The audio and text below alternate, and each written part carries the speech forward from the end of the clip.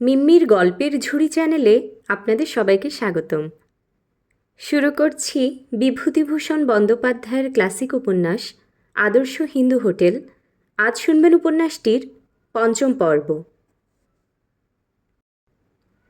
হোটেলে ফিরিয়া সে বড় ডেকে রান্না চাপাইয়া দিল। বংশী ঠাকুর এবেলা এখনও আসে নাই। হাজারি অত্যন্ত খুশির সহিত চারিদিকে চাহিয়া দেখিতে লাগিল। সেই অত্যন্ত পরিচিত পুরাতন রান্নাঘর, এমনকি একখানা পুরানো লোহার খুন্তি 5 মাস আগে টিনের চালের বাতার গায়ে সেই গুঁজিয়া রাখিয়া গিয়াছিল, এখনও সেখানা সেই স্থানেই মরিচা পড়া অবস্থায় গোজায় রহিয়াছে। সেই বংশী, সেই রতন, সেই পদ্মদিদি। বংশী আসিয়া ঢুকিল। হাজারি বলিল, আজ পেঁপে কুটিয়ে দাও তো বংশী। একবার পেঁপের তরকারি মন দিয়া রাঁধি অনেক দিন পর। একদিনে বাড়ুজ্যে মশায়ের হোটেল কানা করে দেব। গদির ঘরে পদ্মঝিয়ের গলার আওয়াজ পাইয়া বংশী বলিল, ও পদ্মদিদি, শোনো এদিকে, ও পদ্মদিদি। পদ্মঝি 3rd ক্লাসের খাওয়ার ঘর পার হইয়া রান্নাঘরের মধ্যে আসিয়া ঢুকিয়া বলিল, কি হয়েছে? বংশী বলিল, কি কি রান্না হবে এবেলা? হাজারি বলেছে পেঁপের তরকারি রাঁধবে ভালো করে। 2-একটা ভালো মন্দ আমাদের দেখাতে হবে আজ থেকে। পেঁপে তো রয়েছে, কি বলো? পদ্মঝি বলিল, না, পেঁপে কাল হবে। আজ এবেলা বিলিতি কুমড়ো হোক, আর কুচো মাছের ঝাল করো। 7 চিংড়ি ওবেলা গিয়াছে, এবেলা দেখি কি মাছ পাওয়া যায়। হাজারি বলিল, পদ্মদিদি, আজ একটু মাংস হোক না। পদ্মঝি এতক্ষণ পর্যন্ত হাজারির সঙ্গে সরাসরিভাবে বাক্যালাপ করে নাই। সারাদিনের মধ্যে এই প্রথম তাহার দিকে চাহিয়া বলিল, মাংস বুধবার হয়ে গিয়েছে, আজ আর হবে না, বরং শনিবার দিনে হবে। হাজারি অত্যন্ত পুলকিত হইয়া উঠিল পদ্ম তাহার সহিত কথা বলাতে, এবং পলকের প্রথম মুহূর্ত কাটিতে না কাটিতে তাহাকে একেবারে বিস্মিত ও চকিত করিয়া দিয়া পদ্মঝি জিজ্ঞাসা করিল, এতদিন কোথায় ছিলে ঠাকুর? হাজারি সাগ্রহে বলিল, আমার কথা বলছো পদ্মদিদি? হ্যাঁ, গোপালনগরে কুণ্ডুবাবুদের বাড়ি। আমি ছুটি নিয়ে বাড়ি এসেছিলাম, তারপর রানাঘাটে আজ এসেছিলাম বেড়াতে। বাবু বললেন, বেশ, থাকো না, তবে বাইরের জিনিসপত্র নিয়ে যেতে পারবে না বলে দিচ্ছি। ও সব একদম বন্ধ করে দিয়েছেন বাবু। যা পারো এখানে খেও, বুঝলে? না, বাইরে নিয়ে যাব কেন পদ্মদিদি? তা নিয়ে যাব না। তোমার সেই কুসুম কেমন আছে? দেখা করতে যাওনি? পদ্মঝিয়ের কণ্ঠস্বরে বিদ্রূপ ও শ্লেষের আভাস। হাজারি লজ্জিত ও অপ্রতিভভাবে উত্তর দিল, কুসুম? হ্যাঁ, তা কুসুম ভালোই। পদ্মঝি অন্যদিকে মুখ ফিরাইয়া বোধ হয় যেন হাসিল। অন্তত হাজারির তাহাই মনে হইল। পদ্মঝি ঘর হইতে বাহির হইয়া যাইতেই বংশী বলিল, যাক, চাকরি তোমার পাকা হয়ে গেল হাজারিদা। দুপুরের পর আমরা চলে গেলে বোধ হয় কর্তাগিন্নিতে পরামর্শ হয়েছে। চলো, এক ছিলিম সাজা যাক। হাজারি হাসিল। সব দিকেই ভালো, কিন্তু পদ্মদিদি কুসুমের কথাটা তুলিল কেন আবার ইহার মধ্যে? ভারী ছোট মন, ছি। বংশী বাহির হইতে চাপা গলায় ডাকিল, ও হাজারিদা, এসো, টেনে নাও এক টান। গাঁজায় কষিয়া দম মারিয়া হাজারি আসিয়া আবার রান্নাঘরে বসিতেই হঠাৎ অতসীর মুখখানা তাহার চোখের সামনে ভাসিয়া উঠিল। দুর্গা প্রতিমার মতো মেয়ে অতসী। তার মনটি চমৎকার। তাহার কাকাবাবু গাঁজা খায়, অতসী যদি দেখিত।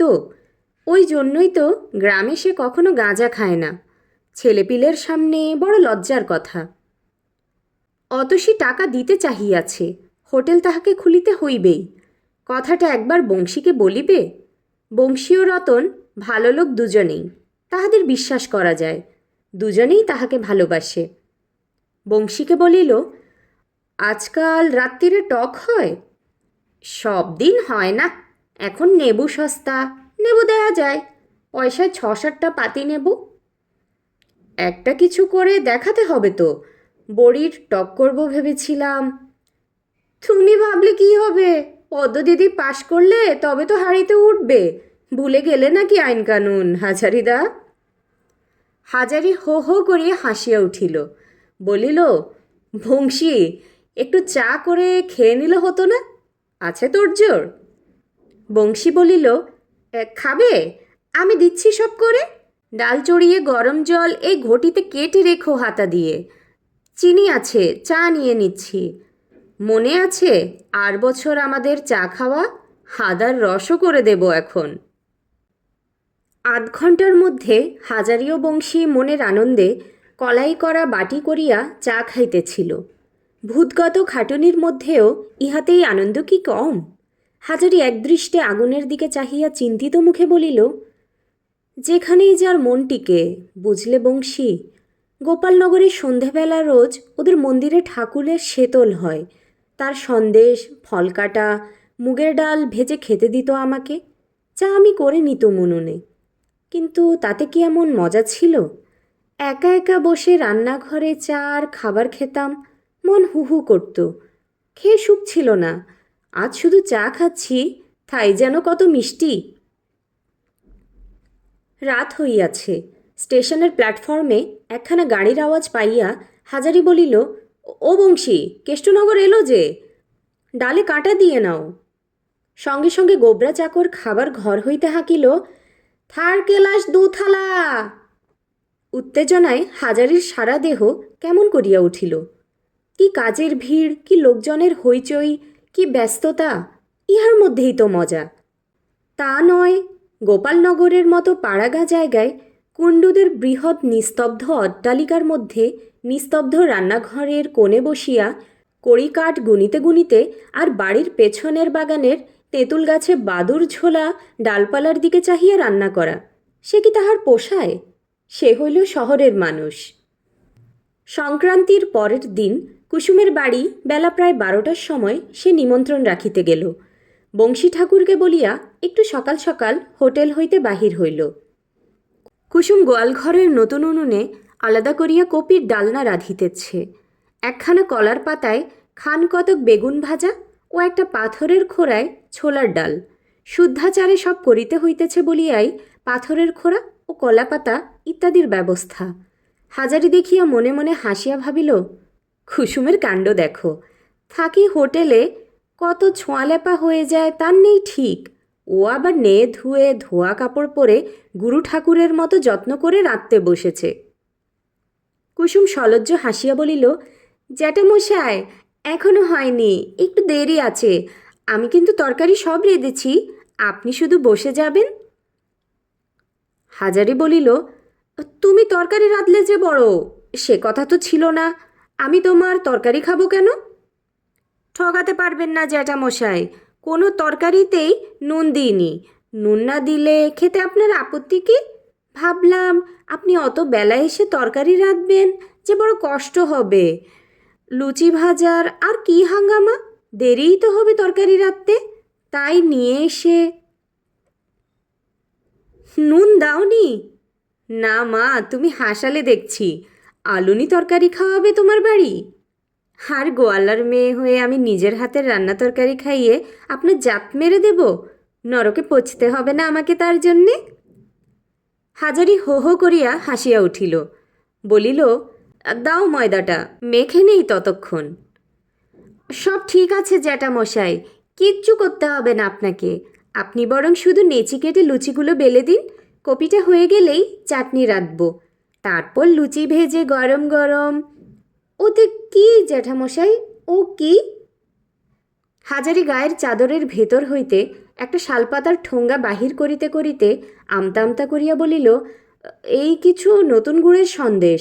আজ 1 তারিখে ও মাসের কদিনের মাইনেটা দিলে কি না, তাই ভাবলাম একটুখানি মিষ্টি। কুসুম রাগ করিয়া বলিল, এ আপনার বড্ড অন্যায় কিন্তু জ্যাঠামশাই। আপনার এই সবে চাকুরির মাইনে, আমার জন্য খরচ করে সন্দেশ না কিনলে আর চলতো না? আপনার দণ্ড করতে আমার এখানে সেবা করতে বলেছি? না, এইসব কী ছেলে মানুষই আপনার।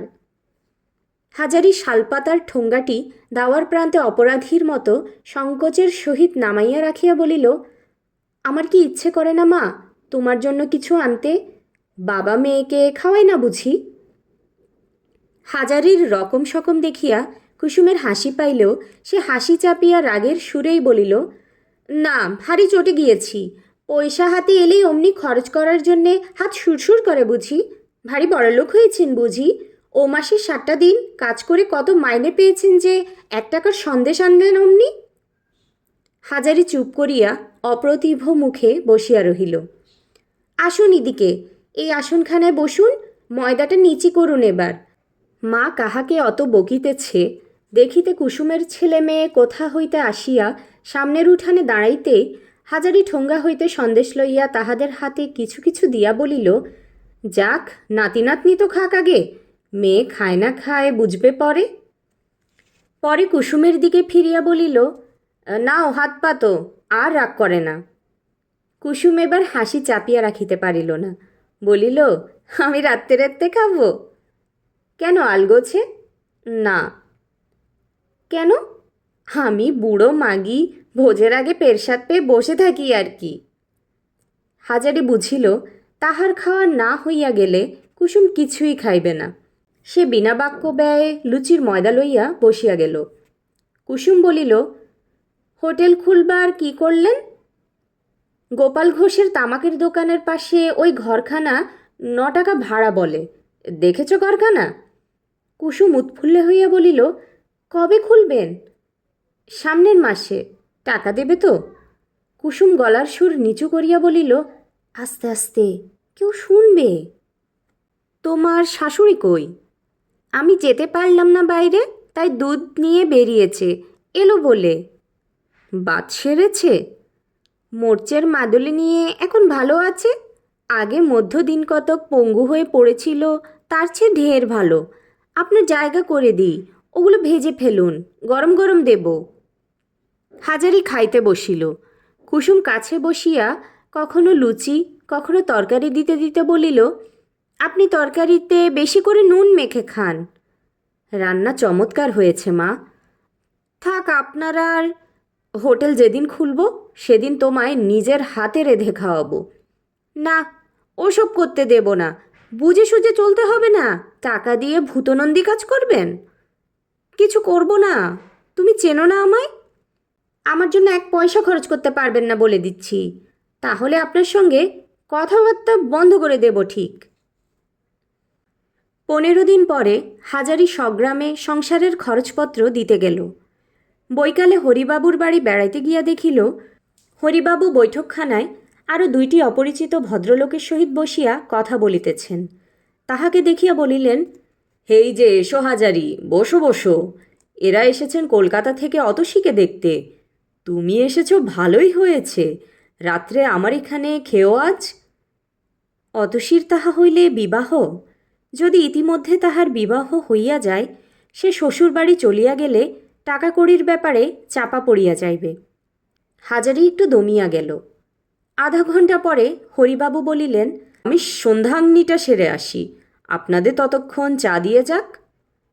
ভদ্রলোক 2জন বলিলেন, তিনি ফিরিয়া আসিলে একত্রে চা খাওয়া যাইবে। তাহারা ততক্ষণ একবার নদীর ধারে বেড়াইয়া আসিবেন।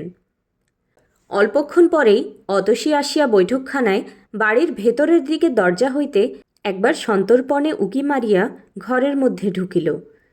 এসো এসো মা, ভালো আছো? আপনি ভালো আছেন কাকাবাবু? গোপালনগর থেকে এসছেন? না মা, আমি গোপালনগরে আর নেই তো। রানাঘাটের সেই হোটেলে কাজ আবার নিয়েছি যে, ওরা ডেকে বহাল করল। করবে না? আপনার মতো লোক পাবে কোথায়? আমায় এবার একটা কিছু শিখিয়ে দিয়ে যান কাকাবাবু, আপনার নাম করব চিরকাল। মা, এ হাতে কলমের জিনিস, বলে দিলে তো হবে না, দেখিয়ে দিতে হবে। তার সুবিধে হবে কি? আমি এর আগেও তোমাকে বলেছি এ কথা। কাল আপনার বাড়ি যাব এখন, টেপিকে বলবেন। তাকে নিয়ে এলেন না কেন? তাকে নিয়ে আসবেন, সেও আমাদের এখানে রাত্রে খাবে। অতসী একটু পরেই চলিয়া গেল, কারণ আগন্তুক ভদ্রলোক 2টির গলার আওয়াজ পাওয়া গেল বাড়ির বাহিরে রাস্তার দিকে। পরদিন সকালে টেপির মা উঠান ঝাড় দিতেছে, এমন সময় অতসী বাড়ির উঠানের মাচাতলা হইতে ডাকিল, টেপি, ও টেপি! টেপির মা তাড়াতাড়ি হাতের ঝাঁটা ফেলিয়া সেখানে আসিয়া উপস্থিত হইল। জমিদারের মেয়ে অতসী গ্রামের কাহারও বাড়ি বড় একটা যায় না। তাহাদের মতো গরিব লোকের বাড়ি যে যাতায়াত করিতেছে ইহা ভাগ্যের কথাও বটে, গর্ব করিয়া লোকের কাছে পরিচয় দেবার মতন কথাও বটে। হাসিয়া বলিল, টেপি বাসন নিয়ে পুকুরে গিয়েছে, এসো বসো মা। কাকাবাবু কোথায়? হাজারি কাল রাত্রে অতসীদের বাড়ি গুরুতর আহার করিলেও আজ হাঁটিয়া 3 ক্রোশ পথ রানাঘাট যাইবে, এই অজুহাতে বড় এক বাটি চাল ভাঙা নুন লঙ্কা সহযোগে ঘরের ওদিকে দাওয়ায় বসিয়া চর্বণ করিতেছিল। অতসী পাছে এদিকে আসিয়া পড়ে এবং তাহার চাল ভাজা খাওয়া দেখিয়া ফেলে, সেই ভয়ে বাটিটা সে তাড়াতাড়ি কোঁচার কাপড় দিয়া চাপা দিল। অতসী আসিয়া বলিল, কই কাকাবাবু, কোন দিকে বসে? ও খুব সময়ে চাল ভাজার বাটি ঢাকিয়া ফেলিয়াছে সে। অতসী তাহাকে রাক্ষস ভাবিত। রাত্রের ওই ভীষণ খাওয়ার পরে সকাল হইতে না হইতেই, এই যে মা, কি মনে করে এত সকালে? আপনি আমাদের বাড়ি দুপুরে খাবেন তাই বলতে বলে দিলেন বাবা। না মা, আমি এখনই বেরোচ্ছি রানাঘাট, ছুটি তো নেই, আর কাল রাতে যে খাওয়া হয়েছে তাতে। তবে টেপি আর খুড়িমা খাবেন, ওদের নেমন্তন্ন, আমি বলে যাচ্ছি ওদের। বলিয়া অতসী দাওয়ায় উঠিয়া নিজেই পিঁড়ি পাতিয়া বসিয়া গেল দেখিয়া হাজারি প্রমাদ গণিল। একই সময় নাই, 10টার মধ্যে হোটেলে পৌঁছিয়া রান্না চাপাইতে হইবে। এক বাটি চাল ভাজা চিবাইতেও তো সময় লাগে। হতভাগা মেয়েটা সব মাটি করিল। বাটিটা লুকাইয়া বসিয়া থাকাই বা কতক্ষণ চলে? অতসী বলিল, কাকাবাবু, আপনার সঙ্গে যদি আমার আর দেখা না হয়? কেন হবে না? অতসী লাজুক মুখে বলিল, ধরুন যদি আমি এখান থেকে যদি। বুঝেছি মা, ভালোই তো, আনন্দের কথাই তো। আপনারা তাড়াতে পারলে বাঁচেন তা জানি, মার মুখেও সেই একই কথা, বাবার মুখেও সেই এক কথা। সে যা হয় হবে, আমি তা বলছি নে। আমি বলছি আপনি আজ থেকে যান। আমি যে কথা দিয়েছিলাম আপনার কাছে, সেই টাকা মনে আছে তো? আপনাকে তা আজ দিয়ে দেই। যদি বলেন তো এখনই আনি, আমার মনের ভার কমে যায়। তারপর যেখানে আপনারা আমায় বিদায় করে দেবেন। ও কি মা, বিদায় তোমাকে কেউ করছে না, অমন কথা বলতে নেই। কিন্তু টাকা নিতান্তই দেবে তাহলে? যখন বলেছি তখন আপনি কি ভেবেছিলেন কাকাবাবু আমি মিথ্যে বলছি? তা ভাবিনি। আচ্ছা, ধরো এমন তো হতে পারে আমি হোটেল খুলে লোকসান দিলাম, তখন তোমার টাকা তো শোধ নিতে পারবো না। আমি তো বলেছি না দিতে পারেন তাই কি। আপনি বসুন, আমি টাকা নিয়ে আসি। আধ ঘণ্টার মধ্যে অতসী ফিরিল। সন্তর্পণে আঁচলের গেরো খুলিয়া তাহাকে 200 টাকার খুচরা নোট গুনিয়া দিতে দিতে বলিল, এই রইল, আমার টাকা ফেরত দিতে হবে না, টেপির বিয়ে দেবেন সে টাকায়। আমি যাই, লুকিয়ে চলে এসেছি, বাবা খুঁজবেন আবার। রানাঘাট যাইতে সারা পথ হাজারি অন্যমনস্কভাবে চলিল। বেশ মেয়ে অতসী, ভগবান ওর ভালো করুন। তাহার মন বলিতেছে ওর হাত দিয়া যে টাকা আসিয়াছে সে টাকায় ব্যবসা খুলিলে লোকসান যাইবে না। স্বয়ং লক্ষ্মী যেন তাহার হাতে আসিয়া টাকা গুঁজিয়া দিয়া গেলেন। হোটেল পৌঁছিয়া সে দেখিল রান্নাঘরে বংশী ঠাকুর ডাল চাপাইয়া একা বসিয়া। তাহাকে দেখিয়া বলিল, আরে এসো হাজারিদা, বড্ড বেলা করলে যে, বড় ডেকে ভাতটা চাপাও, নেবে নাকি একটু দম দিয়ে? তা নাও না, সাজো গিয়ে, আমি ডাল দেখছি। একটু পর গাঁজার কলিকাটি হাজারির হাতে দিয়া বংশী বলিল, একটা বড় কাজের বায়না এসেছে, নেবে? আন্দুলের ঘোষদের বাড়ি রাস হবে, 7 দিনের ঠিকে কাজ, বোঁদে ভিয়েন, সন্দেশ ভিয়েন, রান্না, এইসব। 2 টাকা মজুরি দিন, খোরাকি বাদে। হাজারি বলিল, বংশী একটা কথা বলি তোমায়, আমি হোটেল খুলছি রানাঘাটের বাজারে। কাউকে বলো না কথাটা, তোমাকে আসতে হবে আমার হোটেলে। কথাটা ঠিক শুনিয়াছে বলিয়া বংশীর যেন মনে হইল না। সে অবাক হইয়া উহার দিকে চাহিয়া বলিল, হোটেল খুলবে তুমি? হ্যাঁ, আমি নাকে, তোমার বেয়াই? বংশী বলিল, কি পাগলের মতো কথা বলছো হাজারিদা? কলকে রাখো, আর টান দিও না। রেলবাজারে একটা হোটেল খুলতে কত টাকা লাগে তুমি জানো? কত টাকা বলে তোমার মনে হয়? 500 টাকার কম নয়। 400তে হয় না? আপাতত চলবে, কিন্তু কে তোমায় 400 টাকা? উত্তরে কোঁচার কাপড়ের গেরো খুলিয়া হাজারি বংশীকে নোটের তাড়া দেখাইয়া বলিল, এই দেখছো তো 200 টাকা এতে আছে, জোগাড় করে এনেছি। এখন লাগো গামছা কোমর বেঁধে। তোমার অংশ থাকবে যদি প্রাণপণে চালাতে পারো। তোমায় ফাঁকি দেব না। আজ থেকেই বাড়ি দেখো। 15 টাকা পর্যন্ত ভাড়া দেব, আর 200 টাকাও জোগাড় আছে। বংশী ঠাকুর মুখের মধ্যে একটা অস্পষ্ট শব্দ করিয়া বলিল, ভেলা আমার মানিক রে। হাজারিদা, এসো তোমায় কোলে করে নাচি। এক অস্ত্রে বেচু চক্রবর্তী বধ, পদ্মদিদি বধ, যদু বাণিজ্যে বধ। এই চুপ চুপ। চলো, ছুটির পরে দুজনে ঘর দেখা যাক। তামাকের দোকানের পাশে ওই ঘরখানা 9 টাকা ভাড়া বলে। জায়গাটা ভালো। আচ্ছা, বাজার কেমন বংশী? বাজার ভালো। নতুন আলু সস্তা হলে আরও সুবিধে হবে। নতুন আলু উঠল বলে। কেবল মাছটা এখনও আকড়া। ঘর দেখার পর একটা ফর্দ করে ফেলা যাক এসো। থালা বাসন বালতি জালা শিলনোড়া বটি। আজ খাও হাজারিদা, মাইরি একটা কাজের মতো কাজ করলে। আচ্ছা, টাকা পেলে কোথায় বলো না?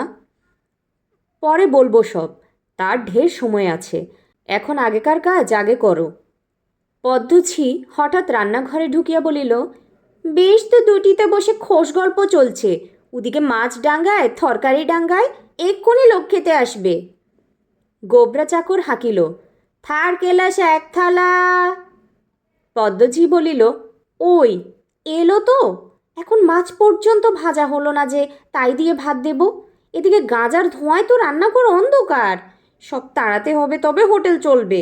কর্তার খেয়ে দিয়ে কাজ নেই, তাই যত হাড় হাবাতে উনপা জুড়ে গাঁজাখোর আবার জুটিয়ে এনে হাতাবেড়ি করে দিয়েছে। বংশী ঠাকুর বলিল, রাগ করো কেন পদ্মদিদি? কাল রাতের বাসি মাছ ভেজে রেখেছি। থার্ড ক্লাসের খদ্দের যারা সকালে খায়, তাই চিরকাল খেয়ে আসছে।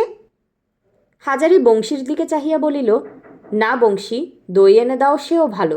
বাসি মাছ দিও না, ওতে নাম খারাপ হয়ে যায়। ও থাক। পদ্মঝি ঝাঁঝের সহিত বলিল, দইয়ের পয়সা তুমি দিও তবে ঠাকুর।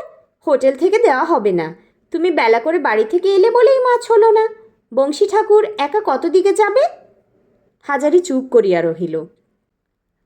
হোটেলের ছুটির পর হাজারি চূর্ণীঘাটে যাইবার পথে রাধাবল্লভ তলায় বারবার নমস্কার করিয়া গেল। ঠাকুর রাধাবল্লভ এতদিন পর যেন মুখ তুলিয়া চাহিয়াছেন। তাহার সেই প্রিয় গাছটির তলায় বসিয়া হাজারি কত কি কথা ভাবিতে লাগিল। অতসী টাকা দিয়াছে, তাহার বাড়ি বহিয়া আসিয়া টাকা দিয়াছে। হয়তো সে হোটেল খুলিতে দেরি করিত, কিন্তু আর দেরি করা চলিবে না। অতসী মায়ের কাছে কথা দিয়েছে, সে কথা রাখিতে হইবেই তাহাকে। রানাঘাট বেশ লাগে তাহার। বেচুবাবুর হোটেল তো একমাত্র জায়গা যেখানে তাহার মন ভালো থাকে, জীবনটা শান্তিতে কাটাইতেছি বলিয়া মনে হয়। এই রানাঘাটের রেলবাজার ছাড়িয়া সে কোথাও যাইতে পারিবে না। এখানেই হোটেল খুলিবে, অন্যত্র নয়। বৈকালের দিকে সে কুসুমের বাড়ি গেল। কুসুম বলিল, আজকে এলেন? হাসুন, বসুন। হাজারি হাসি মুখে বলিল, একটা জিনিস রাখতে হবে মা। কি? হাজারি পেট কোঁচড় হইতে 200 টাকার নোট বাহির করিয়া বলিল, রেখে দাও। কুসুম অবাক হইয়া বলিল, কোথায় পেলেন? ভগবান দিয়েছেন। হোটেল খুলবার রেস্ত জুগিয়ে দিয়েছেন এতদিন পরে। এই 200 আর তোমার 200 সামনের মাসেই খুলব ভাবছি।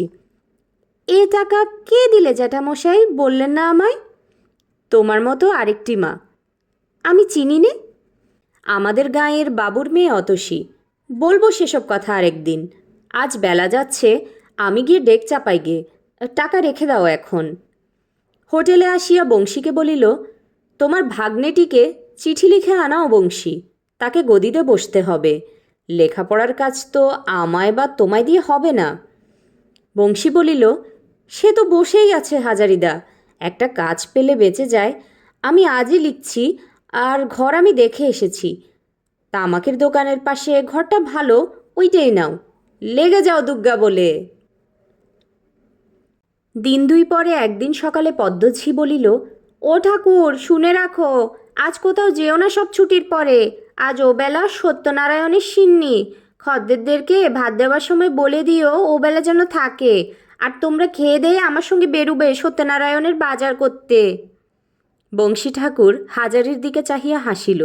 অবশ্য পদ্মঝি চলিয়া গেলে। ব্যাপারটা এই, হোটেলের এই যে সত্যনারায়ণের পূজা, ইহাদের একটি ব্যবসা। যাহারা মাসিক হিসাবে হোটেলে খায় তাহাদের নিকট হইতে পূজার নাম করিয়া চাঁদা বা প্রণামী আদায় হয়। আদায় টাকার সবংশ ব্যয় করা হয় না বলিয়াই হাজারি বা বংশীর ধারণা। অথচ সত্যনারায়ণের প্রসাদের লোভ দেখাইয়া দৈনিক নগদ খরিদ্দার যাহারা, তাহাদেরও রাত্রে আনিবার চেষ্টা করা হয়। কারণ এমন অনেক নগদ খরিদ্দার আছে যাহারা একবেলা হোটেলে খাইয়া যায়, দুই বেলা আসে না। বংশী ঠাকুর পরিবেশনের সময় প্রত্যেক ঠিকা খরিদ্দারকে মোলায়েম হাসি হাসিয়া বলিতে লাগিল, আজ্ঞে বাবু, ওবেলা সত্যনারায়ণ হবে হোটেলে, আসবেন ওবেলা, অবশ্যই করে আসবেন। বাহিরে গদির ঘরে বেচু চক্রবর্তীও খরিদ্দারদিগকে ঠিক এমনই বলিতে লাগিল। বংশী ঠাকুর হাজারিকে আড়ালে বলিল, সব ফাঁকির কাজ। এক চিলতে কলার পাতার আগায় 1 হাতা করে গুড়গোলা আটা, আর তার উপর 2খানা ভাতাসা, হয়ে গেল এর নাম তোমার সত্যনারায়ণের সিন্নি। চামার কোথাকার। সন্ধ্যার সময় পূর্ণ ভট্টাচ সত্যনারায়ণের পূজা করিতে আসিলেন। বাসনের ঘরে সত্যনারায়ণের পিঁড়ি পাতা হইয়াছে। হোটেলের 2 চাকর মিলিয়া ঘড়ি ও কাঁসর পিটাইতেছে। পদ্মঝি ঘন ঘন শাঁকে ফুঁ পাড়িতেছে, খানিকটা খরিদ্দার আকৃষ্ট করিবার চেষ্টাতেও বটে। স্টেশনে যে চাকর হিন্দু হোটেল বলিয়া চেঁচায়, তাহাকেও বলিয়া দেওয়া হইয়াছে সে যাত্রীদেরকে প্রত্যেককে বলিতেছে, আসুন বাবু, সিন্নি পেরসাদ হচ্ছেন হোটেলে, খাওয়ার বড্ড জুত আজকে, আসুন বাবু। যাহারা নগদ পয়সার খরিদ্দার তাহারা ভাবিতেছে, অন্য হোটেলেও তো পয়সা দিয়া খাইবে যখন, তখন সত্যনারায়ণের প্রসাদ ফাও যদি পাওয়া যায়, বেচু চক্রবর্তীর হোটেলেই খাওয়া যাক না কেন। ফলে যদু বাণিজ্যের হোটেলের দৈনিক নগদ খরিদ্দার যাহারা, তাহারাও অনেকে আসিয়া জুটিতেছে এই হোটেলে। এদিকে নগদ খরিদ্দারদের জন্য ব্যবস্থা এই যে তাহাদের সিন্নি খাইতে দেওয়া হইবে ভাতের পাতে, অর্থাৎ টিকিট কিনিয়া ভাত খাইতে ঢুকিলে তবে, নতুবা সিন্নিটুকু লইয়াই যদি খরিদ্দার পালায়। মাসিক খরিদ্দারের জন্য অন্য প্রকার ব্যবস্থা। তাহারা চাঁদা দিয়াছে, বিশেষত তাহাদের খাতির করাও দরকার। পূজার সাঙ্গ হইলে তাহাদেরকে সকলকে একত্র বসাইয়া প্রসাদ খাইতে দেওয়া হইল। বেচু চক্রবর্তী নিজে প্রত্যেকের কাছে গিয়া জিজ্ঞাসা করিতে লাগিলেন, তাহারা আরেকটু করিয়া প্রসাদ লইবে কিনা। যখন ওদিকে মাসিক খরিদ্দারগণকে সিন্নি বিতরণ করা হইতেছে, সে সময় হাজারি দেখিল রাস্তার উপর যতীন মজুমদার দাঁড়াইয়া হাঁ করিয়া তাহাদের হোটেলের দিকে চাহিয়া আছে। সেই যতীন। হাজারির মনে হইল লোকটার অবস্থা আরও খারাপ হইয়া গিয়াছে, কেমন যেন অনাহার শীর্ণ চেহারা। সে ডাকিয়া বলিল, ও যতীনবাবু, কেমন আছেন? যতীন মজুমদার অবাক হইয়া বলিল, কে, হাজারি নাকি? তুমি আবার কবে এলে এখানে? সে অনেক কথা বলবো এখন, আসুন না, আসুন। যতীন ইতস্তত করিয়া রান্নাঘরের পাশে বেড়ার গায়ের দরজা দিয়া হোটেলে ঢুকিয়া রান্নাঘরের দৌড়ে আসিয়া দাঁড়াইল। হাজারি দেখিল তাহার পায়ে জুতা নাই, গায়ে অতি মলিন উড়ানি, পরনের ধুতিখানিও তদ্রূপ। আগের চেয়ে রোগাও হইয়া গিয়াছে লোকটা। দারিদ্র ও অভাবের ছাপ চোখে মুখে বেশ পরিস্ফুট। যতীন কাষ্ঠ হাসিয়া হাসিয়া বলিল, আরে, তোমাদের এখানে বুঝি সত্যনারায়ণ হচ্ছে আজকে? আগে আমিও কত এসেছি, খেয়েছি। তা খাবেন না? আপনি তো ছিলেন 12 মাসের বাঁধা খদ্দের। তা আসুন, পেরসাদ খেয়ে যান। যতীন ভদ্রতা করিয়া বলিল, না না, থাক থাক, তার জন্যে আর কি হয়েছে? হাজারি একবার এদিক ওদিক চাহিয়া দেখিল কেহ কোনো দিকে নাই। সবাই খাবার ঘরে মাসিক খরিদ্দারের আদর আপ্যায়ন করিতে ব্যস্ত। সে কলার পাত পাতিয়া যতীনকে বসাইল এবং পাশে বাসনের ঘর হইতে বড় বাটির 1 বাটি সত্যনারায়ণের সিন্নি, 1 মুঠ বাতাসা ও 2টি পাকা কলা আনিয়া যতীনের পাতে দিয়া বলিল, একটু পেরসাদ খেয়ে নিন। যতীন মজুমদার দ্বিরুক্তি না করিয়া সিন্নির সহিত কলা দুটি চটকাইয়া মাখিয়া লইয়া যেভাবে গোগ্রাসে গিলিতে লাগিল, তাহাতে হাজারির মনে হইল লোকটা সত্যই যথেষ্ট ক্ষুধার্ত ছিল। বোধহয় ও বেলা আহার জোটে নাই। 3-4 গ্রাসে অতখানি সিন্নি সে নিঃশেষে উড়াইয়া দিল। হাজারি বলিল, আর একটু নেবেন? যতীন পূর্বের মতন ভদ্রতার সুরে বলিল, না না, থাক থাক, আর কেন? হাজারি আরও 1 বাটি সিন্নি আনিয়া পাতে ঢালিয়া দিতে যতীনের মুখ চোখ যেন উজ্জ্বল হইয়া উঠিল। তাহার খাওয়া অর্ধেক হইয়াছে এমন সময় পদ্মঝি রান্নাঘরের দৌড়ে আসিয়া হাজারিকে কি একটা বলতে গেল এবং গোগ্রাসে ভজনরত যতীন মজুমদারকে দেখিয়া হঠাৎ থমকিয়া দাঁড়াইল। বলিল, ও কে? হাজারি হাসিয়া বলিল, ও যতীনবাবু, চিনতে পারছ না পদ্মদিদি? আমাদের পুরানো বাবু। যাচ্ছিলেন রাস্তা দিয়ে, তা আমি বললাম আজ পুজোর দিনটা একটু পেরসাদ খেয়ে যান বাবু। পদ্মঝি বলিল, বেশ। বলিয়াই সে ফিরিয়া আবার গিয়া মাসিক খরিদ্দারদের খাবার ঘরে ঢুকিল। যতীন ততক্ষণ পদ্মঝিকে কি একটা কথা বলিতে যাইতেছিল, কিন্তু সে কথা বলিবার সুযোগ ঘটিল না তাহার।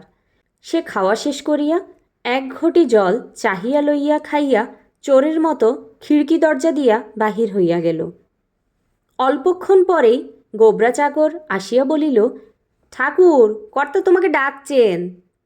হাজারি বুঝিয়াছিল কর্তা কি জন্য তাহাকে জরুরি তলব দিয়াছেন। সে গিয়া বুঝিল তাহার অনুমান সত্য, কারণ পদ্মঝি মুখ ভার করিয়া গদির ঘরে বেচু চক্রবর্তীর সামনে দাঁড়াইয়া। বেচু চক্রবর্তী বলিলেন, হাজারি, তুমি যত্নেটাকে হোটেলে ঢুকিয়ে তাকে বসিয়ে সিন্নি খাওয়াচ্ছিলে? পদ্মঝি হাট নাড়িয়া বলিল, আর খাওয়ানো বলে খাওয়ানো, 1 গামলা সিন্নি দিয়েছে তার পাতে। ইচ্ছে ছিল নুকিয়ে খাওয়াবে, ধর্মের ঢ্যাক বাতাসে নাড়ে। আমি গিয়ে পড়েছি সেই সময়, বড় ডেক নামলো কি না তাই দেখতে।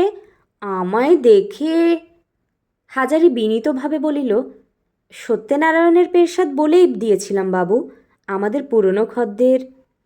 বেচু চক্রবর্তীর দাঁত খিঁচাইয়া বলিলেন, পুরনো খদ্দের? ভারী আমার পুরনো খদ্দের রে। হোটেলের 1 মুঠো টাকা ফাঁকি দিয়ে সে চলে গিয়েছে। ভারী খদ্দের আমার। 4 মাস বিনি পয়সায় খেয়ে গেল, একটি আদলা উপর হাত করলে না। 1 নম্বরের জুয়াচোর কথাকার খদ্দের।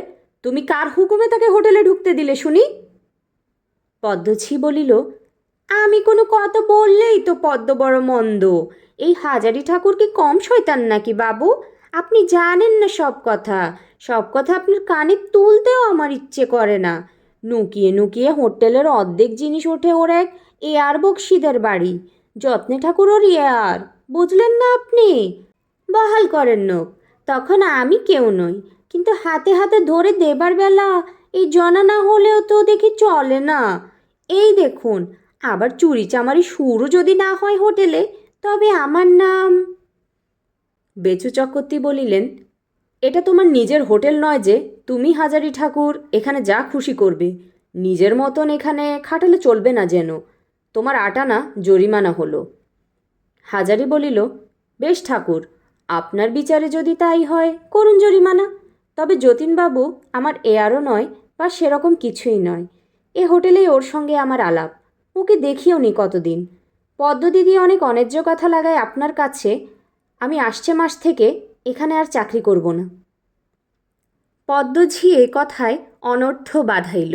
হাত পা নাড়িয়া চিৎকার করিয়া বলিল, লাগাই লাগাই তোমার নামে? তুমি যে বড় লাগাবার যোগ্য লোক, তাই পদ্ম লাগিয়ে লাগিয়ে বেড়াচ্ছে তোমার নামে। যত বড় মুখ নয় তত বড় কথা। তোমার মতো লোককে পদ্ম গেরাজ্জির মধ্যে আনে না, তা তুমি ভালো করে বুঝো ঠাকুর। যাও না, তুমি আজই চলে যাও। সামনের মাসে কেন, মাইনেপত্তর চুকিয়ে আজই বিদায় হও না। তোমার মতো ঠাকুর রেলবাজারে গন্ডায় গন্ডায় মিলবে। বেচু চক্রবর্তী বলিলেন, চুপ চুপ পদ্ম, চুপ করো।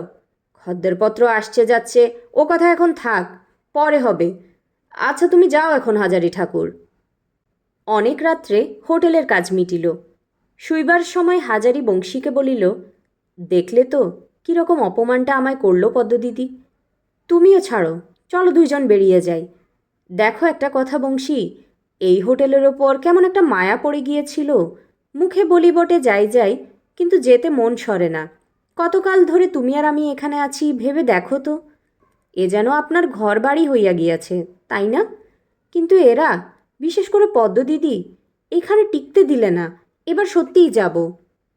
বংশী বলিল, যতীনকে তুমি ডেকেছিলে না ও আপনি এসেছিল? আমি ডেকেছিলাম। ওর অবস্থা খারাপ হয়ে গিয়েছে, আজকাল খেতেই পায় না, তাই ডাকলাম।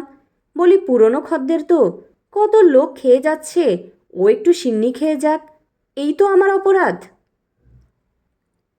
পরের মাসের শুভ 1 তারিখে রেলবাজারে গোপাল ঘোষের তামাকের দোকানের পাশেই নূতন হোটেলটা খুলিল। টিনের সাইনবোর্ডে লেখা আছে, আদর্শ হিন্দু হোটেল। হাজারি ঠাকুর নিজের হাতে রান্না করিয়া থাকেন। ভাত, ডাল, মাছ, মাংস সব রকম প্রস্তুত থাকে। পরিষ্কার পরিচ্ছন্ন ও সস্তা। আসুন, দেখুন, পরীক্ষা করুন। বেচু চক্রবর্তীর হোটেলের অনুকরণে সামনেই গদির ঘর। সেখানে বংশী ঠাকুরের ভাগ্নে সেই ছেলেটি কাঠের বাক্সের ওপর খাতা ফেলিয়া খরিদ্দারগণের আনাগোনার হিসাব রাখিতেছে। ভিতরে রান্না করিতেছে বংশী ও হাজারি। বেচু চক্রবর্তীর হোটেলের মতোই 3টি শ্রেণী করা হইয়াছে, সেই রকম টিকিট কিনিয়া ঢুকিতে হয়। তা নিতান্ত মন্দ নয়। খুলিবার দিন দুপুরে খরিদ্দার ভালোই হইল।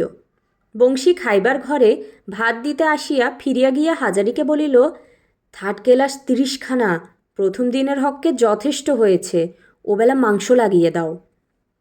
বহুদিনের বাসনা ঠাকুর রাধাবল্লভ পূর্ণ করিয়াছেন। হাজারি এখন হোটেলের মালিক। বেচু চক্রবর্তীর সমান্দরের লোক সে আজ। অত্যন্ত ইচ্ছা হইল যত জানাশোনা পরিচিত লোক যে যেখানে আছে সকলকেই কথাটা বলিয়া বেড়ায়। মনের আনন্দ চাপিতে না পারিয়া বৈকালে কুসুমের বাড়ি গিয়া হাজির হইল। কুসুম বলিল, কেমন চলল হোটেল জ্যাঠামশাই? বেশ খদ্দের পাচ্ছি। আমার বড্ড ইচ্ছে তুমি একবার এসে দেখে যাও, তুমি তো অংশীদার। যাব এখন, কাল সকালে যাব। আপনার মনিব কি বললে? রেগে কাই, ও মাসের মাইনে দেয়নি। না দিগ্গে, সত্যি বলছি কুসুম মা, আমার বয়স কে বলে 48 হয়েছে? আমার যে মনে হচ্ছে আমার বয়স 15 বছর কমে গিয়েছে। হাত পায়ে বল এসেছে কত।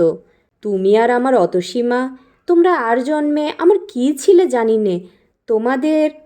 কুসুম বাধা দিয়া বলিল, আবার ওইসব কথা বলছেন জ্যাঠামশাই? আমার টাকা দিয়েছি সুদ পাবো বলে, এ তো ব্যবসায় টাকা ফেলা। টাকা কি তোরঙ্গের মধ্যে থেকে আমার সঙ্গে পিদিম দিত?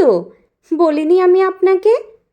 তবে হ্যাঁ, আমাদের বাবুর মেয়ের কথা যে বললেন, সে দিয়েছে বটে কোনো খাই না করে। তার কথা হাজারবার বলতে পারেন।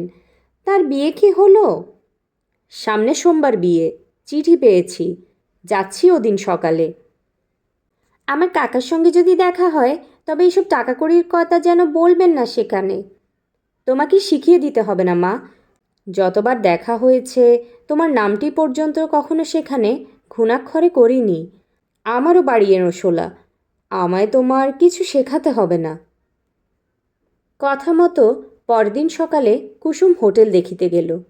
সে দুধ দই লইয়া অনেক বেলা পর্যন্ত পাড়ায় পাড়ায় বেড়ায়।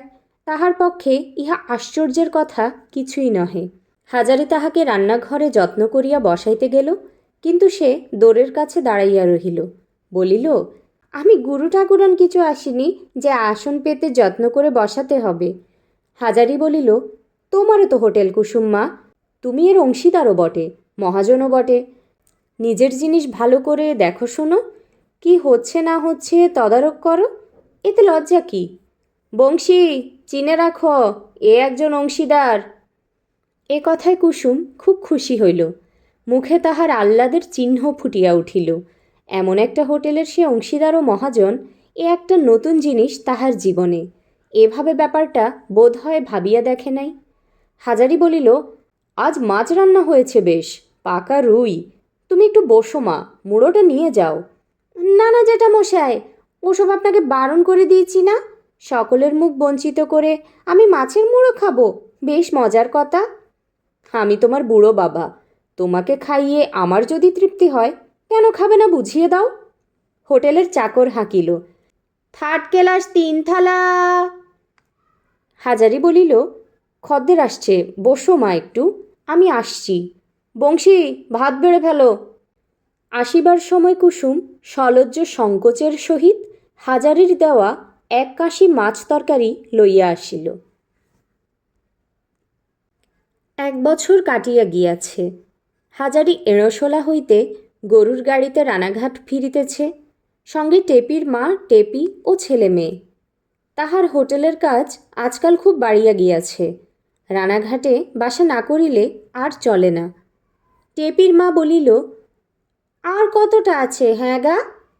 ওই তো সেগুন বাগান দেখা দিয়েছে, এইবার পৌঁছে যাব। টেপি বলিল, বাবা সেখানে নাইব কোথায়? পুকুর আছে না গাং? গাং আছে, বাসায় টিউবকল আছে। টেপির মা বলিল, তাহলে জল টানতে হবে না পুকুর থেকে, বেঁচে যাই। ইহারা কখনো শহরে আসে নাই। টেপির মার বাপের বাড়ি এড়োশোলার 2 ক্রোশ উত্তরে মনিরামপুর গ্রামে। জন্ম সেখানে, বিবাহ এড়োশোলায়। শহর দেখিবার একবার সুযোগ হইয়াছিল অনেক দিন আগে। অগ্রহায়ণ মাসে গ্রামের মেয়েদের সঙ্গে একবার নবদ্বীপে রাস দেখিতে আসিয়াছিল। হোটেলের কাছেই একখানা একতলা বাড়ি পূর্ব হইতে ঠিক করা ছিল। টেপির মা বাড়ি দেখিয়া খুব খুশি হইল। চিরকাল খড়ের ঘরে বাস করিয়া অভ্যাস। কোঠা ঘরে বাস এই তাহার প্রথম। কখানে ঘর গা? রান্নাঘর কোন দিকে? কই তোমার সে টিউকল দেখি, জল বেশ ওঠে তো। ওরে টেপি, গাড়ির কাপড়গুলো আলাদা করে রেখে দে এক পাশে। ওসব নিয়ে ছিষ্টি ছোঁয়া নেপা করো না যেন। বস্তার মধ্যে থেকে একটি ঘটি আগে বের করে দাও না গো, এক ঘটি জল তুলে নিয়ে আসি। একটু পরে কুসুম আসিয়া ঢুকিয়া বলিল, ও জেঠিমা, এলেন সব? বাসা পছন্দ হয়েছে তো? টেপির মা কুসুমকে চেনে, গ্রামে তাহাকে কুমারী অবস্থা হইতে দেখিয়াছে। বলিল, এসো মা কুসুম, এসো এসো, ভালো আছো তো? এসো এসো, কল্যাণ হোক। হোটেলের চাকর রাখাল এই সময় আসিল। তাহার পেছনে মুটের মাথায় 1 বস্তা পাথুরে কয়লা। হাজারিকে বলিল, কয়লা কোন দিকে নামাবো বাবু? হাজারি বলিল, কয়লা আনলি কেন রে? তোকে যে বলে দিলাম কাঠ আনতে, এরা কয়লার আঁচ দিতে জানে না। কুসুম বলিল, কয়লার উনুন আছে, আমি আঁচ দিয়ে দিচ্ছি। আর শিখে নিতে তো হবে জেঠিমাকে। কয়লা সস্তা পড়বে কাঠের চেয়ে এই শহর বাজার এলাকায়। আমি একদিন শিখিয়ে দেব জেঠিমাকে। রাখাল কয়লা নামাইয়া বলিল, বাবু আর কি করতে হবে এখন? হাজারি বলিল, তুই এখন যাস নে, জলটলগুলো তুলে দিয়ে জিনিসপত্র গুছিয়ে রেখে তবে যাবি। হোটেলের বাজার এসেছে? এসেছে বাবু। তা থেকে এবেলার মতো মাছ তরকারি 4-5 জনের মতো নিয়ে আয়। ওবেলা আলাদা বাজার করলেই হবে। আগে জল তুলে দে দেখি। টেপির মা বলিল, ও কে গা? ও আমাদের হোটেলের চাকর, বাসার কাজও করবে, বলে দিয়েছি। টেপির মা অবাক হইল। তাহাদের নিজের চাকর, সে আবার হাজারিকে বাবু সম্বোধন করিতেছে। এসব ব্যাপার এতই অভিনব যে বিশ্বাস করা শক্ত। গ্রামের মধ্যে তাহারা ছিল অতি গরিব গৃহস্থ। বিবাহ হইয়া পর্যন্ত বাসন মাজা, জল তোলা, খাড় কাচা, এমনকি ধান ভানা পর্যন্ত সর্বরকম গৃহকর্ম সে একা করিয়া আসিয়াছে। মাস 4-5 হইল, 2টি সচ্ছল অন্নের মুখ সে দেখিয়া আসিতেছে। নতুবা আগে আগে পেট ভরিয়া 2টি ভাত খাইতে পাওয়াও সবসময় ঘটিত না। আর আজ এ কি ঐশ্বর্যের দ্বার হঠাৎ তাহার সম্মুখে উন্মুক্ত হইয়া গেল? কোঠাবাড়ি, চাকর, কলের জল, এসব স্বপ্ন না সত্য? রাখাল আসিয়া বলিল, দেখুন তো মা, এই মাছ তরকারিতে হবে না আর কিছু আনবো? বড় বড় পোনা মাছের দাগা 10-12 খানা। টেপির মা খুশির সহিত বলিল, না বাবা, আর আনতে হবে না, রাখো ওখানে। ওগুলো কুটে দেই মা। মাছ কুটিয়াও দিতে চাই যে, এই সৌভাগ্য তাহার অদৃষ্টে ছিল। হাজারি বলিল, আগে জল তুলে দে, তারপর কুটবি এখন, আগে সব নেই। কুসুম কয়লার উনুনে আঁচ দিয়া আসিয়া বলিল, জেঠিমা আপনিও নিয়ে নিন, ততক্ষণ আঁচ ধরে যাক। বেলা প্রায় 11টা বাজে, রান্না চড়িয়ে দেবার আর দেরি করবার দরকার কি? আমি এবার যাই। টেপির মা বলিল, তুমি এখানে এবেলা খাবে কুসুম? কুসুম ব্যস্তভাবে বলিল, না না, আপনারা এলেন তেতেপুরে এই দুপুরের সময়, এখন কোনো রকমে দুটো ঝোল ভাত রেঁধে আপনারা এবেলা খেয়ে নিন, তার মধ্যে আবার আমার খাওয়ার হাংনামায়। কিছু হাংনামা হবে না, তুমি না খেয়ে যেতে পারবে না। ভালো বেগুন এনেছি গাঁ থেকে, তোমাদের শহরে তেমন বেগুন মিলবে না, বেগুন পোড়াবো এখন। বাপের বাড়ির বেগুন খেয়ে যাও আজ, কাল শুটকে যাবে। হাজারি স্নান সারিয়া বলিল, আমি একবার হোটেলে চললাম, তোমরা রান্না চাপাও, আমি দেখে আসি।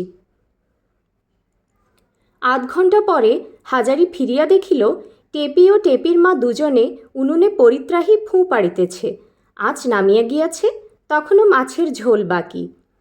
টেপির মা বিপন্ন মুখে বলিল, ও গো, এ আবার কি হলো? উনুন যে নিভে আসছে, কি করি এখন? কুসুম বাড়িতে স্নান করিতে গিয়াছে, রাখাল গিয়াছে হোটেলে, কারণ এই সময়টা সেখানে খরিদ্দারদের ভিড় অত্যন্ত। এবেলা অন্তত 100 জন খায়। বেচু চক্রবর্তীও যদু বাণিজ্যের হোটেল কানা হইয়া পড়িয়াছে।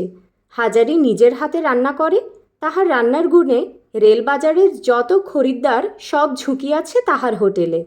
3 জন ঠাকুর ও 4 জন চাকরে হিমশিম খাইয়া যায়। ইহারা কেহই কয়লার উনুনে আঁচ দেওয়া তো দূরের কথা, কয়লার উনুনই দেখে নাই। আঁচ কমিয়া যাইতে বিষম বিপদে পড়িয়া গিয়াছে। ইহাদের অবস্থা দেখিয়া হাজারির হাসি পাইল। বলিল, শেখো, পাড়াগে ভূত হয়ে কতকাল থাকবে? সরদিকি, ওর ওপর আর 4টি কয়লা দিতে হয়, এই দেখিয়ে দেই। টেপির মা বলিল, আর তুমি বড্ড শহুরে মানুষ, তবুও যদি এড়োশোলা বাড়ি না হতো। আমি আমি আজ 7 বছর এই রানাঘাটের রেলবাজারে আছি, আমাকে পাড়া গিয়ে বলবে কে? ও কথা তুলে রাখো গেছি কে? টেপি বলিল, বাবা, এখানে টকি আছে, তুমি দেখেছ? হাজারি 20 হাত জলে পড়িয়া গেল। টকি বায়োস্কোপ এখানে আছে বটে, কিন্তু বায়োস্কোপ দেখার শখ কখনো তাহার হয় নাই। কিন্তু টেপি আধুনিকা, এড়োশোলায় থাকিলে কি হয়, বাংলার কোন পাড়াগায়ে আধুনিকতার ঢেউ যায় নাই? বিশেষত অতসী তার বন্ধু। অতসীর কাছে অনেক জিনিস সে শুনিয়াছে বা শিখিয়াছে, যাহা তাহার বাবা মা তো নয়ই, জানেও না। টেপির মা বলিল, টকি কি গা?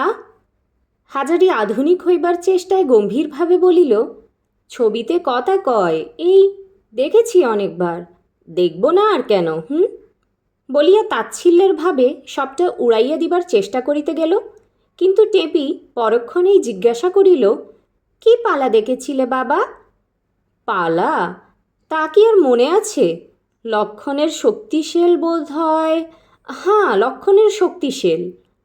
মনের মধ্যে বহু কষ্টে হাতড়াইয়া ছেলেবেলায় দেখা এক যাত্রাপালার নামটা হাজারি করিয়া দিল। টেপি বলিল, লক্ষণের শক্তিশীল আবার কি পালার নাম? ওরকম নাম তো টকির পালায় থাকে না। তাদের নাম আমি শুনেছি অতসীদির কাছে, সে তো অন্যরকম। হ্যাঁ হ্যাঁ, তুই আর অতসীদি ভারী সব জিনিস জানিস আর কি। যা সর দেখি, ওই কয়লার ঝুড়িটা। ও মামাবাবু, খাওয়া দাওয়া হলো? বলিয়া বংশীর ভাগ্নে সেই সুন্দর ছেলেটি বাড়ির মধ্যে ঢুকিতেই টেপির মা, পাড়াগেঁয়ে বউ, তাড়াতাড়ি মাথায় ঘোমটা টানিয়া দিতে গেল। টেপি কিন্তু নবাগত লোকটির দিকে কৌতূহলের দৃষ্টিতে চাহিয়া রহিল। হাজারি বলিল, এসো বাবা এসো, ঘোমটা দিচ্ছ কাকে দেখে? ও হলো বংশীর ভাগ্নে, আমার হোটেলে খাতাপত্র রাখে, ছেলে মানুষ, ওকে দেখে আবার ঘোমটা। বংশীর ভাগিনে আসিয়া টেপির মার পায়ের ধুলা লইয়া প্রণাম করিল। হাজারি মেয়েকে বলিল, তোর নরেন দাদাকে প্রণাম কর টেপি, এটি আমার মেয়ে বাবা নরেন, ও বেশ লেখাপড়া জানে, সেলাইয়ের কাজটাজ ভালো শিখেছে আমাদের গায়ের বাবুর মেয়ের কাছে। টেপির হঠাৎ লজ্জা করিতে লাগিল। ছেলেটি দেখিতে যেমন, এমন চেহারার ছেলে সে কখনো দেখে নাই। কেবল ইহার সঙ্গে খানিকটা তুলনা করা যায় অতসীদির বরের, অনেকটা মুখের আদল যেন সেই রকম। বংশীর ভাগ্নেও তাহার স্বচ্ছন্দ হৃদ্যতার ভাব হারাইয়া ফেলিয়াছে। চোখ তুলিয়া ভালো করিয়া চাওয়া যেন একটু কষ্টকর হইয়া উঠিয়াছে। টেপির দিকে তো তেমন চাহিতেই পারিল না। হাজারি বলিল, মুর্শিদাবাদের গাড়ি থেকে কজন নামলো আজ? নেমেছিল জন 10। তার মধ্যে 3 জনকে বেচু চক্রবর্তীর চাকর একরকম হাত ধরে জোর করেই টেনে নিয়ে গেল। বাকি 7 জন আমরা পেয়েছি। আর বনগার ট্রেন থেকে এসেছিল 5 জন। স্টেশনে গিয়াছিল কে? ব্রজ ছিল। রাখালও ছিল বনগার গাড়ির সময়। ব্রজ বললে বেচু চক্রবর্তীর চাকরের সঙ্গে খদ্দের নিয়ে তার হাতাহাতি হয়ে যেত আজ। না না, দরকার নেই ওসবে। হাজার হোক আমার পুরানো মনিব। ওদের খেয়েই এতকাল মানুষ। হোটেলের কাজ শিখেছি ওদের কাছে। শুধু রাত্রে জানলে তো হোটেল চালানো যায় না বাবা। এ একটা ব্যবসা। কি করে হাট বাজার করতে হয়, কি করে খদ্দের তুষ্ট করতে হয়, কি করে হিসেবপত্র রাখতে হয়, এও জানতে হবে। আমি 6 বছর ওদের ওখানে থেকে কেবল দেখতাম ওরা কি করে চালাচ্ছে। দেখে দেখে শেখা। এখন সব পারি। বংশীর ভাগ্নে বলিল, আচ্ছা মামিমা, খাওয়া দাওয়া করুন, আমি আসবো এখনও বেলা। হাজারি বলিল, তুমি কাল দুপুরে হোটেলে খেও না, বাসাতে খাবে এখানে, বুঝলে? বংশীর ভাগ্নে চলিয়া গেলে টেপির অনুপস্থিতিতে হাজারি বলিল, কেমন ছেলেটি দেখলে? বেশ ভালো, চমৎকার দেখতে। ওর সঙ্গে টেপির ভালো মানায় না? চমৎকার মানায়। তা কি আর হবে? আমাদের অদৃষ্টে কি অমন ছেলে জুটবে? জুটবে না কেন?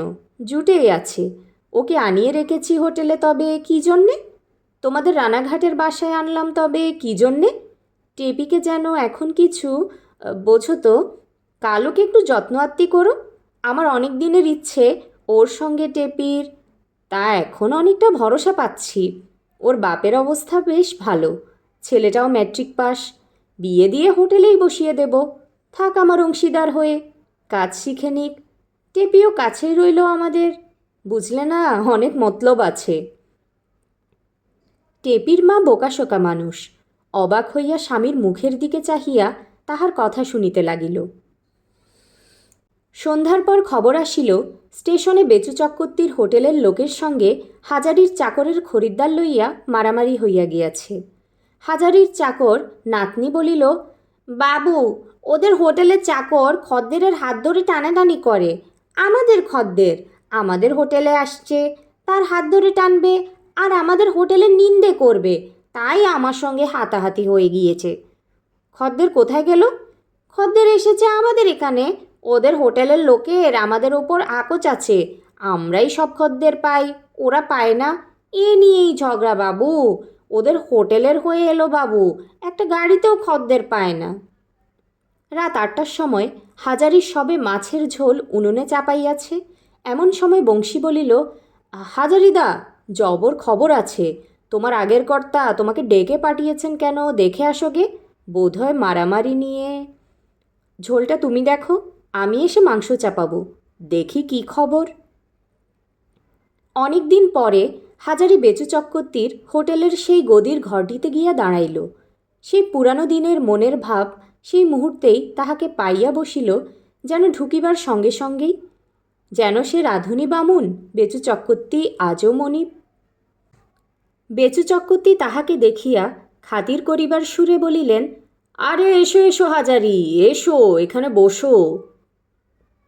বলিয়া গদির এক পাশে হাত দিয়া ঝাড়িয়া দিলেন, যদিও ঝাড়িবার কোনো আবশ্যক ছিল না। হাজারি দাঁড়াইয়াই রহিল।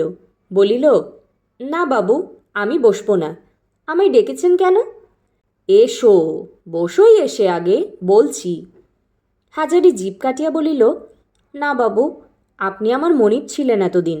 আপনার সামনে কি বসতে পারি? বলুন কি বলবেন, আমি ঠিক আছি। হাজারির চোখ আপনা আপনি খাওয়ার ঘরের দিকে গেল। হোটেলের অবস্থা সত্যই খুব খারাপ হইয়া গিয়াছে। রাত 9টা বাজে। আগে আগে এ সময় খরিদ্দারদের ভিড়ে ঘরে জায়গা থাকিত না। আর এখন লোক কই? হোটেলের জৌলুসও আগের চেয়ে অনেক কমিয়া গিয়াছে। বেচু চক্রবর্তী বলিলেন, না বসো হাজারি, চা খাও।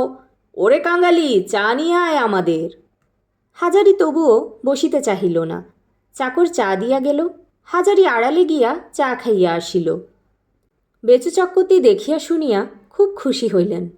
হাজারির মাথা ঘুরিয়া যায় নাই হঠাৎ অবস্থাপন্ন হইয়া, কারণ অবস্থাপন্ন যে হাজারি হইয়া উঠিয়াছে তাহা তিনি এতদিন হোটেল চালানোর অভিজ্ঞতা হইতে বেশ বুঝিতে পারেন। হাজারি বলিল, বাবু, আমায় কিছু বলছিলেন? হ্যাঁ, বলছিলাম কি জানো, এক জায়গায় ব্যবসা যখন আমাদের, তখন তোমার সঙ্গে আমার কোনো শত্রুতা নেই তো? তোমার চাকর আজ আমার চাকরকে মেরেছে স্টেশনে, এ কেমন কথা? এই সময় পদ্মঝি দোরের কাছে আসিয়া দাঁড়াইল। হোটেলের চাকরও আসিল। হাজারি বলিল, আমি তো শুনলাম বাবু আপনার চাকরটা আগে আমার চাকরকে মারে। নাতনি খদ্দের নিয়ে আসছিল এমন সময়। পদ্মঝি বলিল, হ্যাঁ তাই বই কি, তোমাদের নাতনি আমাদের খদ্দের ভাগাবার চেষ্টা করে। আমাদের হোটেলে আসছিল খদ্দের, তোমাদের হোটেলে যেতে চায়নি। এ কথা বিশ্বাস করা যেন বেচু চক্রবর্তীর পক্ষেও শক্ত হইয়া উঠিল। তিনি বলিলেন, যাক, ও নিয়ে আর ঝগড়া করে কি হবে হাজারির সঙ্গে? হাজারি তো সেখানে ছিল না, দেখেও নি। তবে তোমায় বললাম হাজারি, যাতে আর এমন না হয়। হাজারি বলিল, বাবু, বেশ, আমি রাজি আছি। আপনার হোটেলের সঙ্গে আমার কোনো বিবাদ করলে চলবে না। আপনি আমার পুরনো মনিব। আসুন, আমরা গাড়ি ভাগ করে নেই। আপনি যে গাড়ির সময় স্টেশনে চাকর পাঠাবেন, আমার হোটেলের চাকর সে সময় যাবে না। বেচু চক্রবর্তী বিস্মিত হইলেন। ব্যবসা জিনিসটাই রেশারেশির ওপর, আড়াআড়ির উপর চলে। তিনি বেশ ভালোই জানেন। মাথার চুল পাকাইয়া ফেলিলেন তিনি এই ব্যবসা করিয়া। এস্থলে হাজারির প্রস্তাব যে কতদূর উদার তাহা বুঝিতে বেচুর বিলম্ব হইল না। তিনি আমতা আমতা করিয়া বলিলেন, না, তা কেন? স্টেশন তো আমার একলার নয়। না বাবু, এখন থেকে তাই রইল। মুর্শিদাবাদ আর বনগাঁর গাড়ির মধ্যে আপনি কী নেবেন বলুন? মুর্শিদাবাদ চান না বনগাঁ চান? আমি সে সময় চাকর পাঠাবো না স্টেশনে। পদ্মঝি দৌড় হইতে সরিয়া গেল। বেচু চক্রবর্তী বলিলেন, তা তুমি যেমন বলো। মুর্শিদাবাদখানায় তবে রাখো আমার। তার একটু চা খেয়ে যাবে না? আচ্ছা, এসো তবে। হাজারি মনিবকে প্রণাম করিয়া চলিয়া আসিল। পদ্মঝি পুনরায় দোরের গোড়ায় আসিয়া জিজ্ঞাসা করিল, হাঁ বাবু, কি বলে গেল? গাড়ি ভাগ করে নিয়ে গেল। মুর্শিদাবাদখানা আমি রেখেছি। যা কিছু লোক আসে মুর্শিদাবাদ থেকেই আসে। বনগাঁর গাড়িতে কটা লোক আসে? লোকটা বোকা। লোক মন্দ নয়, দুষ্টু নয়। আমি আজ 7 বছর দেখে আসছি, আমি জানি নে। গাঁজা খেয়ে বুঁদ হয়ে থাকে, হোটেলের ছাই দেখাশোনা করে, রেধেই মরে। মজা লুটছে বংশী আর বংশীর ভাগ্নে, ক্যাশ তার হাতে। আমি সব খবর নিয়েছি তলায় তলায়। বংশীকে আবার এখানে আনুন বাবু। ও হোটেল একদিনে ভুসিনাশ হয়ে বসে রয়েছে। বংশীকে ভাঙাবার লোক লাগান আপনি, আর ওর ভাগ্নেটাকেও। পরদিন দুপুরে বংশীর ভাগ্নে সসংকোচে হাজারির বাসার নিমন্ত্রণ রক্ষা করিতে আসিল। হাজারি হোটেল হইতে তাহাকে পাঠাইয়া দিল বটে, কিন্তু নিজে তখন আসিতে পারিল না। অত্যন্ত ভিড় লাগিয়াছে খরিদ্দারের, কারণ সেদিন হাটবার। মায়ের আদেশে টেপিকে অতিথির সামনে অনেকবার বাহির হইতে হইল। কখনো বা আসন পাতা, কখনো জলের গ্লাসে জল দেওয়া ইত্যাদি। টেপি খুব চটপটে চালাক চতুর মেয়ে, অতসীর শিষ্যা।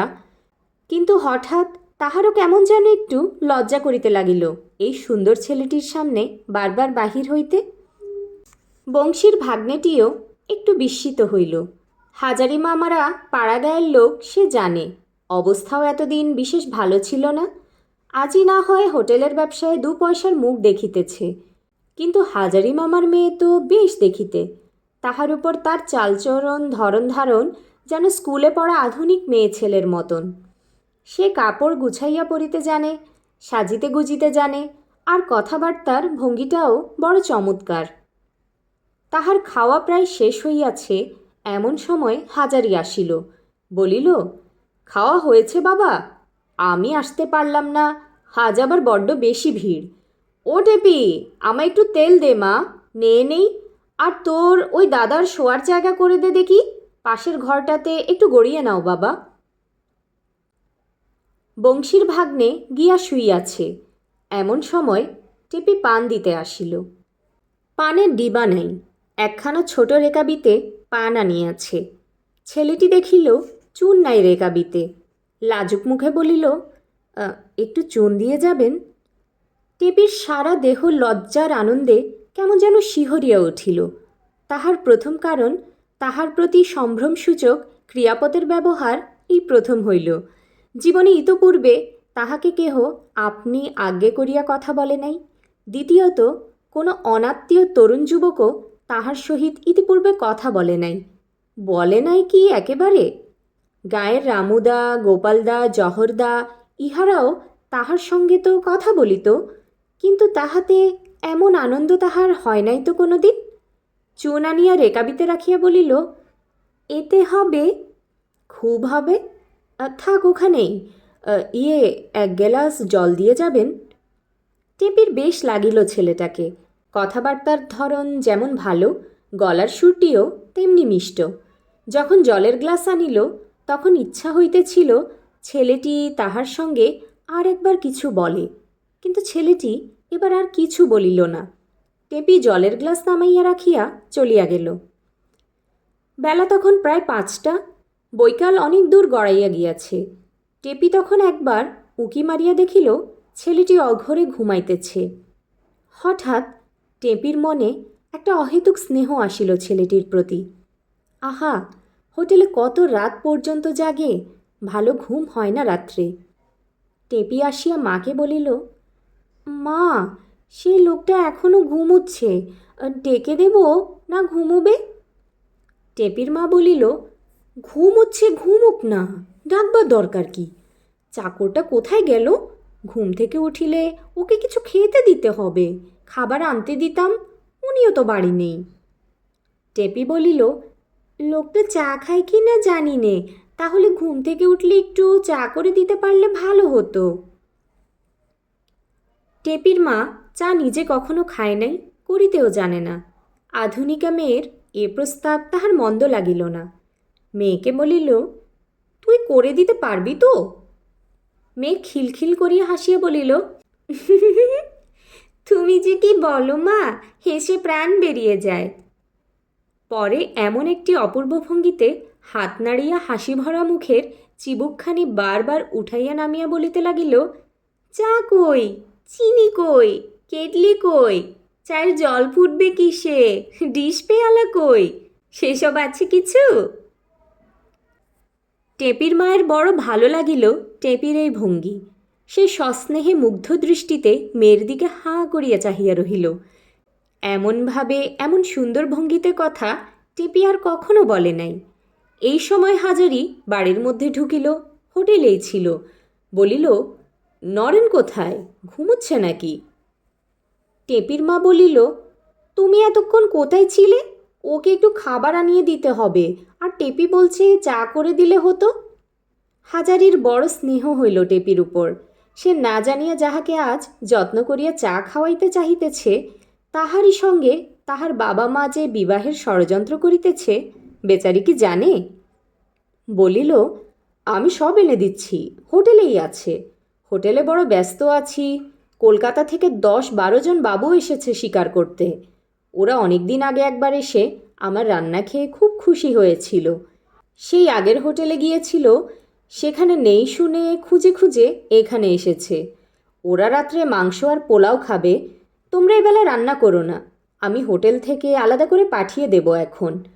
নরেনকে যে একবার দরকার, বাবুদের সঙ্গে ইংরেজিতে কথাবার্তা কইতে হবে, সে তো আমি পারবো না। নরেনকে ওঠাই, দাঁড়াও। টেপির মা বলিল, ঘুম থেকে উঠিয়ে কিছু না খাইয়ে ছাড়া ভালো দেখায় না। টেপি চায়ের কথা বলছিল, তাহলে সেগুলো আগে আনিয়ে পাঠিয়ে দাও গে, এখন জাগিও না। শুনছিলেন বিভূতিভূষণ বন্দ্যোপাধ্যায়ের ক্লাসিক উপন্যাস আদর্শ হিন্দু হোটেল। আজ শেষ হল উপন্যাসটির 5ম পর্ব। পরবর্তী পর্বগুলো শোনার জন্য কাইন্ডলি চ্যানেলটি সাবস্ক্রাইব করবেন এবং গল্প পাঠ ভালো লাগলে লাইক এবং শেয়ার করবেন। ধন্যবাদ।